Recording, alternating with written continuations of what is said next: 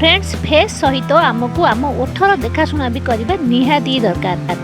आज आपण मानक मु गोटे सहज रेमेडी देखाइबी जहाँ कि मु बहुत ही यूज करें। यही रेमेडी आपण ओठ को पूरा सॉफ्ट स्मूथ बनइब, साथी रे दाग धोबा कलापण को भी दूर कर।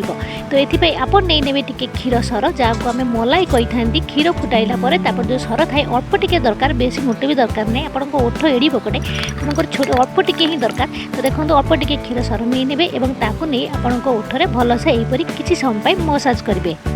यह भल से मसाज कर जिते आपण ओठ को सफा करेंगे ना सांग मैंने देखिए आपण ओठ केते अधिक सॉफ्ट हो लिप्स उपर आपंकर जो डेड स्किन रही है ना ता पूरा पूरी रिमूव हो। तो यहीपरी आप मसाज कर ओठ को आपण ओठ को पोछि नेबे। तापर मुझे सेकेंड स्टेप करें से दरकार पड़ो 2 चामच कंचा क्षीर ए पकई ने अल्प टिके महू हनी भल से मिक्स करने। आपण ओठ जब बहुत अधिक फाटी जाइए तो आप भारी ड्राए अच्छी तो ये पकई ने अल्प टिके ग्लिसरीन एवं यही 3 जिनस को भल से मिक्स करने। तो ये नहीं ने गोटे कटन पैड एवं ए पकई ने जदि आप कटन पैड ना आप सिल्क मास्क खंडे भी यूज करेंगे, तुला भी यूज करेंगे, जेकोसी सॉफ्ट कटन सूता कपड़ा भी यूज करेंगे। तो यह बुड़े ने नहीं आपण ओठ उपर यहीपरी लगे ने। तो यहीपरी लगे यह 10 मिनिट छाड़देवे।